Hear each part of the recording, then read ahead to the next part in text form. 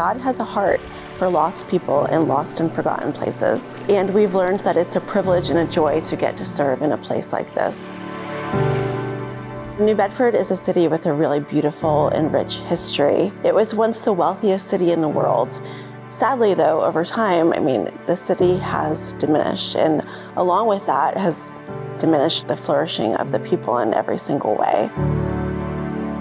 Because our city is a predominantly poor working class city, it just has lots of generational poverty. So there's lots of mental health issues, lots of homelessness, addiction, violence, neglect, abuse. But we believe that the greatest poverty that our city really has is spiritual poverty. The mission of Grace Harbor Church is to bring gospel hope for New Bedford's flourishing by laboring together for generations to come.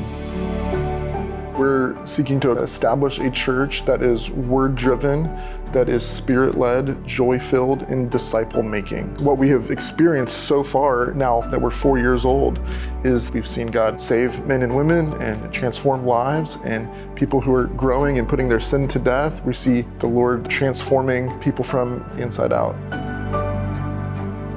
My life was just tragic. I had a lot of sexual, physical, and emotional abuse. I was just in such a bad mental state, and it was all because of my abuse. But ever since I came to Grace Harbor, I have not been in the hospital. I have not had a psychotic break, and that's when my life began to change. God brought me to the right place. I knew it right away. There was so much love. It was incredible. And they just embraced me, however I was.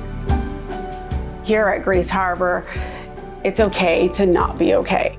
My dad was a fisherman. He was lost at sea when I was a teenager. So that was something that I was able to work through here, because I never ever grieved that.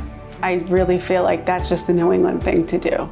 You just have a hard shell. You don't want people to think they're weak, but we've learned that's not very healthy. Grace Harbor Church has changed my outlook on this area and all of New England, actually, in that we haven't had really any healthy, strong churches here, and I can see God working through this church. I do sound, when I'm just looking at the back of everybody's heads, and I'm like, I know that person's life, I know their problems, and I was overwhelmed with the feeling of family and what God's doing. Since coming to Grace Harbor, I have that family that I never had before. I'm an only child.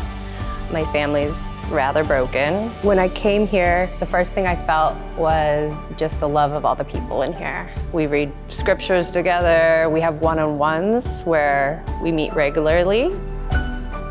My faith has grown, my authenticity has grown, my maturity has grown, my patience is, like everything about me, like, the fruits of the Spirit, like I've just blossomed as a person.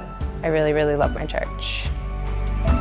Our vision was to come here and just plant a church and labor here for the rest of our lives. And that's still our passion and our vision. But one of the unexpected things that the Lord has done is He's really given Grace Harbor Church the ability and the opportunity to plant and to actually revitalize other churches in our city and the surrounding areas. And so from that, we've developed a small ministry called Neighborhood Churches for Forgotten Places. And so we're seeing God giving us really unique and beautiful ways that we can do the very same thing that the Lord has done here in other neighborhoods in our city that have for a long time been neglected and have been kind of gospel-starved areas. Providence has been such a great blessing and an encouragement for us. First of all, we know that Providence is praying for us, which, we believe that prayer is the bedrock of the ministry here. Also, Providence has been faithful to send us mission teams to help do the ministry work here. We have been able to do construction projects that were needed for our community, for our neighborhood. On top of that, we financially could not make it without Providence. And so we are so grateful and so humbled by every dollar that Providence has sent us, and have trusted and prayed that God would use it faithfully to build His kingdom here as He's building it there.